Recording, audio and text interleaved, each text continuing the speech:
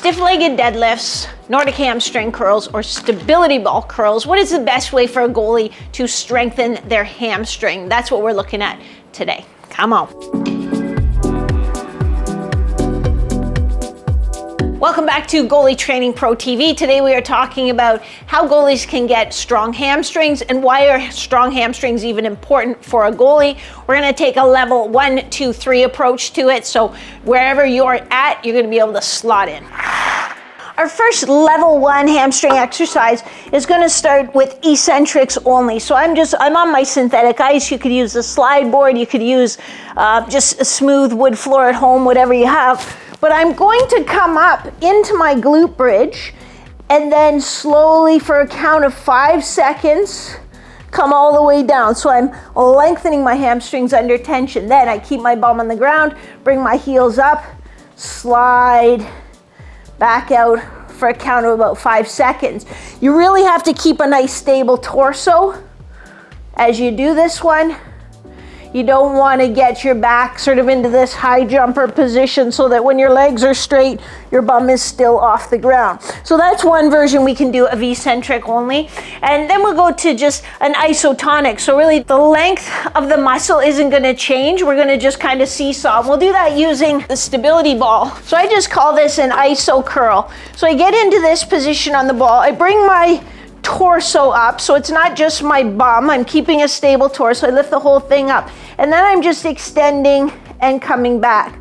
So there isn't really an overall change of length of my hamstrings. When I lengthen at one attachment, I'm shortening at the other, but they're under tension, and we're kind of just like seesawing them like that. That leads us into what sort of the final level 1 exercises, and that's just a straight on stability ball hamstring curl. So I'm lying on the ground, bracing with my abs, hips come up, and then I'm curling my heels towards my bum. Notice how my bum and my whole torso comes up in line, and I'm going a little bit slower on the eccentric phase, the lowering phase. So again, I'm emphasizing lengthening under tension. So those are your level 1 types of exercises to get you started getting some stronger hamstrings. In this video, I want to get you away from thinking about the hamstrings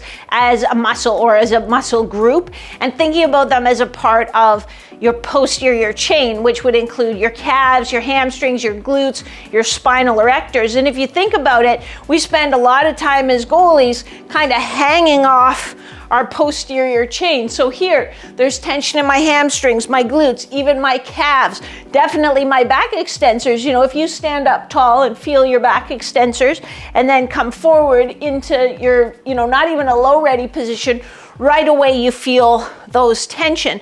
So we need to have stamina, we need to have smart muscles, and we need to have them working together. So you can see in the first example, the level 1 exercises I gave you, a big emphasis was maintaining a stable torso while you did that action with your hamstrings. When I worked at the Fowler Kennedy Sport Medicine Clinic, we rehabbed a ton of ACL reconstructions, and one of the markers we would look for is ideally we wanted to get the hamstrings about 2/3 as strong as the quadriceps. Do you think your hamstrings are 2/3 as strong as your quadriceps? Do you think your hamstrings are an asset, or do you think they're a liability? Drop a comment below. Tell me, hey, how much time do you actually spend training your hamstrings? Let's get on to level 2. Level 2 is where your stiff-legged deadlift variations would come in.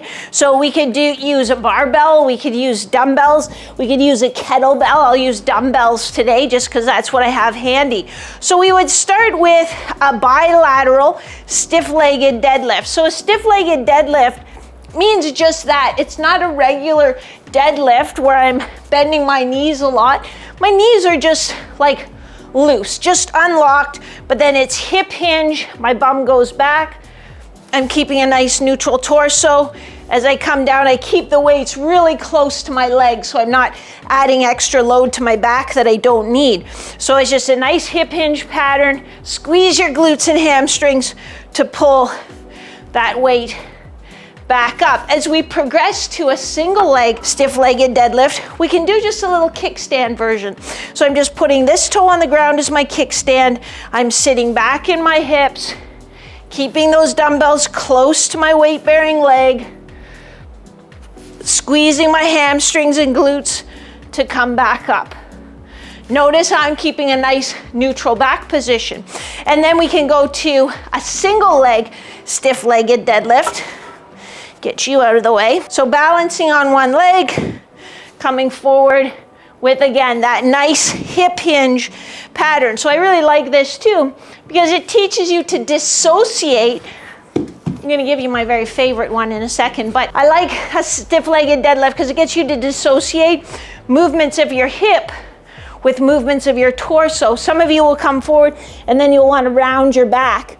And that's, you're not isolating the movement. You're not isolating your hip joint.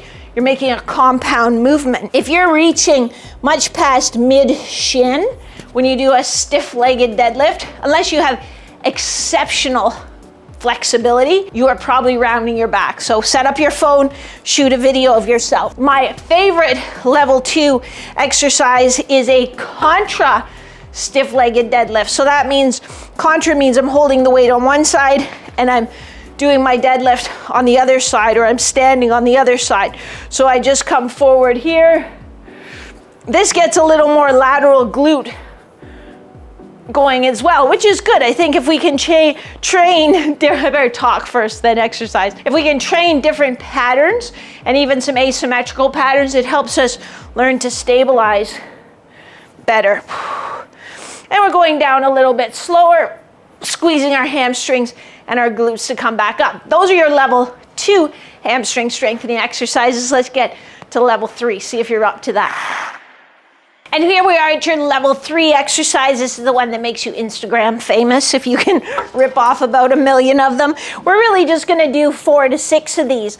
You know, like, hamstrings are not the most important muscle group for a goalie, but it's important that we have that balance. So we're just gonna do about 4 to 6 repetitions. We're gonna do enough, not too many. Now, it's a Nordic hamstring curl. So sometimes you'll see, and I just have a little attachment here on my power rack. You can set it up with a barbell and an RX pad in a power rack. There are different ways you can do a sort of makeshift Nordic hamstring curl, but make sure that it's safe, whatever you come up with, and make sure that your knees are well cushioned.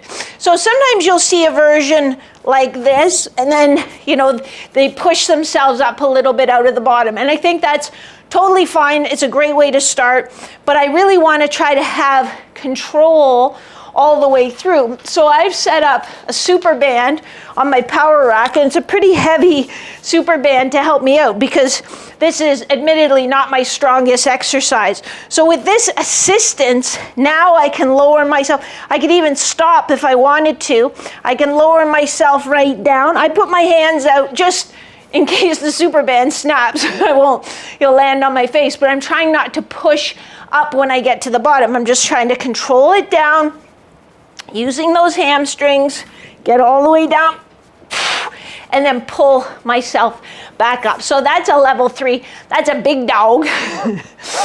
It's the Nordic hamstring curl. So if you learned a few new ways to target your hamstring in today's video, hit me with a thumbs up, a like. I'd really, really appreciate that. Big take-home message here is just because your hamstrings aren't mirror muscles, so it means, you know, muscles you see in the mirror, you're like, oh, nice legs, you know, but then the hamstrings behind are like mushy. So just because they aren't mirror muscles, don't ignore them, because they're a really important part of that posterior chain that you're using all the time, and they're big hip extensors. So anytime you push, they're helping you out. We need them to be smart, because sometimes too, when people strain their groin, they've actually strained their medial hamstring. So make sure you're including them. Do myself and your hamstrings a favor. Do not start on the level 3 exercises if you haven't done level 1 and 2. And if you're not sure where you fit in, where you should start, that's how I can help out. And click on the link in the description to find out how I help goalies all over the world get the right training for where they're at. If you have all this hamstring stuff down pat, you're like, yeah, I know, and you just need more speed in the crease, then this would be a great video for you to check out next. Otherwise, hit subscribe, hit the bell, I will see you next week. Same bad time, same bad channel. I love you guys.